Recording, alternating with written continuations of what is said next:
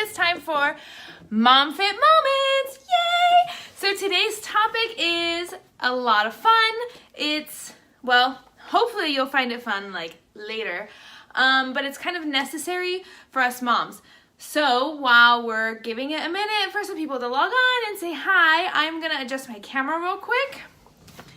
I'm hoping to see Melissa on tonight. She said she is planning to be on, but as most of us mamas or parents know, when you have a new baby at home, schedules don't always go as we plan. So we will see if she's able to join us. Good news for me, my husband took out the fur baby, the 2-year-old, and my daughter all out on a little walk / potty break to give me a minute to come to you guys live. And I'm super stoked about that because oftentimes I have a lot of interruptions and stuff doesn't always go the way I want it to go. So I'm pretty stoked to have a couple minutes to talk to you guys, like distraction free. Hi Noelle, it's nice to see you joining. All right, so it's 3 minutes past 8. We're gonna just give it a couple more minutes to see if anyone else joins because we did post in our group that would be going live tonight to talk about preparing for summer. Hi! So while we're waiting, let's talk about the plank variation challenge. If you guys saw, so I totally made a mistake last night. I was writing up the email to send out to you guys for the plank variation challenge, and I sent out day 5 before day 4. Yep. So that was an accident. So if you got 2 emails in your mailbox and you got day 5 before day 4, I apologize for that. That was an accident. I was trying to get a lot done because MomFit is quasi-growing. More so than we have more subscribers than we did before. The plank variation challenge has started. Me and Melissa are both now on board and ready to get moving now that the death has passed and the baby's been born and she's getting into a routine. So now that stuff is kind of settling back down in our lives, we're really trying to put MomFit together. So because of this, we're super busy and we have a lot of what do I want to call it? Busy work tasks that we need to take care of, like sending out the emails. The videos are done. The subscription, getting people signed up is done. So now it's getting the videos out to people. So that's something I've been working on. I was trying to get it out to everybody. Yeah, and I sent it wrong. So no worries. You're ready for day 5 already. So you don't have to worry about waiting for that email to come in tomorrow. You can even take care of it today if you wanted to get it done. Plank twice. Doesn't really matter. As long as you're doing the challenge. So speaking of plank variation challenge, have not had a moment to do the challenge yet today because my husband is off today. Usually his off days we are pretty busy. And so we went on a nice hike together today. We went to the bog. It's a hike close by. It's 1.6 miles. We took the fur baby and the little baby and it was nice and sunny and beautiful. So that's what we spent most of our day doing. Oh, and a doctor's appointment and grocery shopping and picking up 2 of my kids because we're blended. So that means that I'm traveling a lot. So yes, that's what we did. All right, it is now 8:05. I'm going to move on with tonight's topic, okay? And tonight's topic is getting ready for summertime. So you mamas who are like, oh my gosh, my kids are home. What am I gonna do? This is what you can do. All right, so a lot of the information that I have is Ohio bound just because that's where I'm from and that's the areas that I researched, but I do have some tools that I can share with you on how to research the area that you are in. All right, so first of all, for you Ohioans, we have one of these. We got this on our hike today. It was just sitting there in this little wooden flap box, which is pretty fantastic.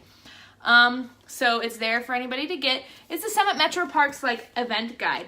So it is full of things to do and it goes by date. So you just turn to June, it has a little header, June, and it has activities listed listed in order of date and then order of time.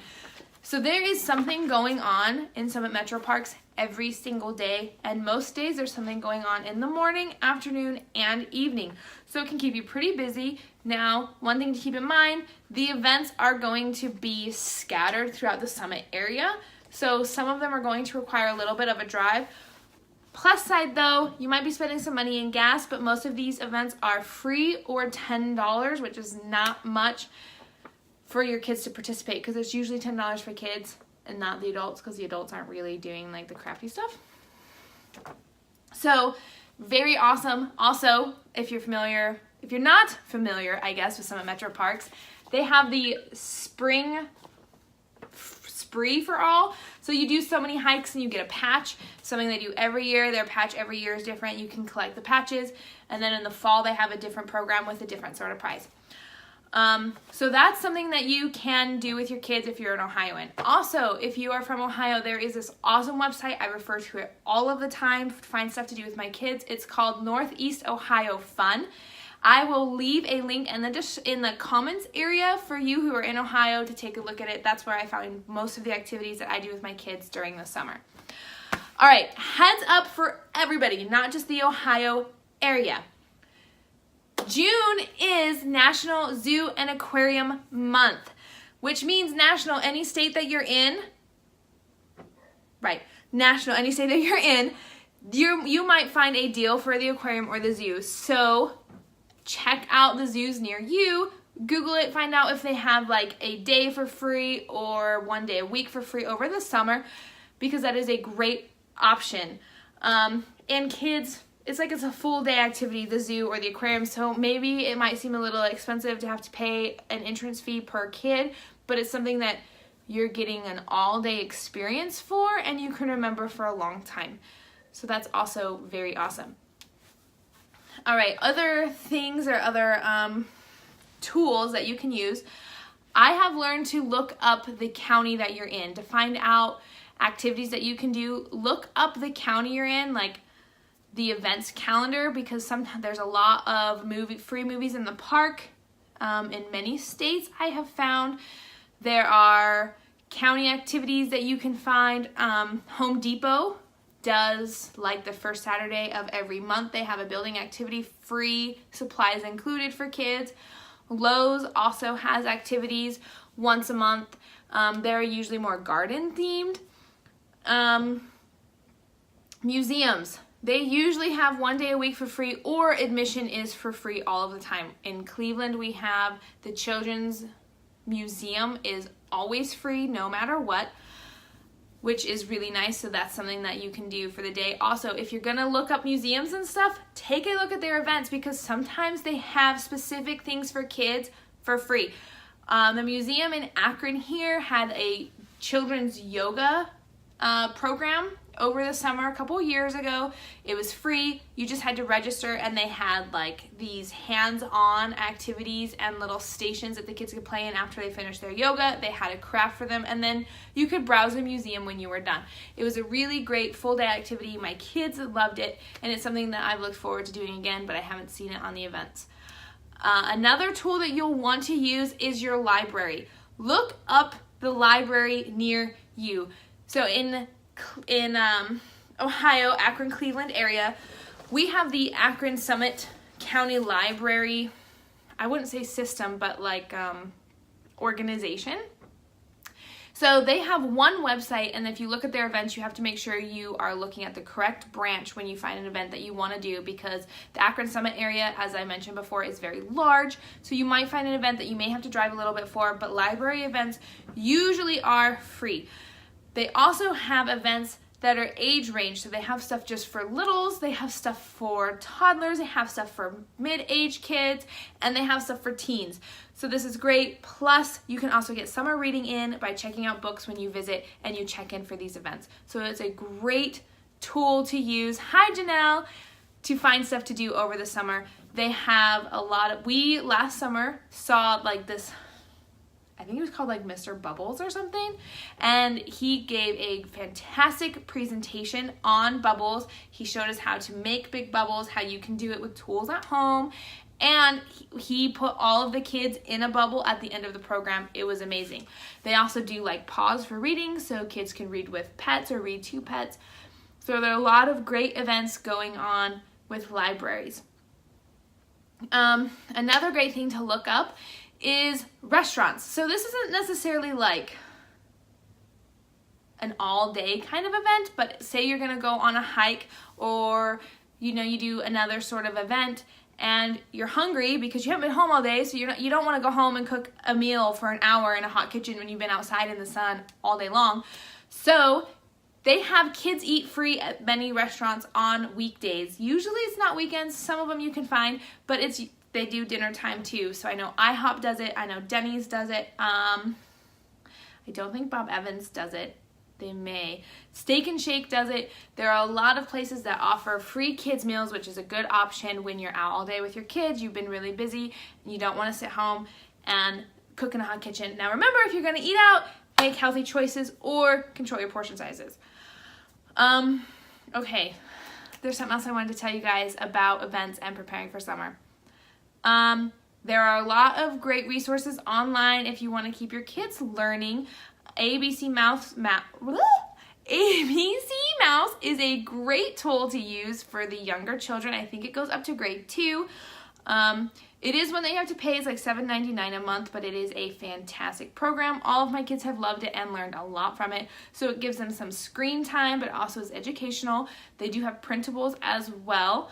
There are many different sites that you can find printables and activities on.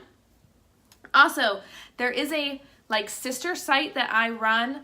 It is called Big Energy Little Learners, and we have a calendar on there of summer activities that you can do with your kids. So if you're looking for something to do daily, now these aren't all day activities. Some of them are just really small. So if you get home from work and you want to spend some time with your kids, some of these activities take 30 minutes or less. So it's a good resource to have on hand. You don't have to do it every day, but little checklist. Something that I've done with my kids that they really enjoy is we have sat down at the very beginning of summer together and made a summer bucket list.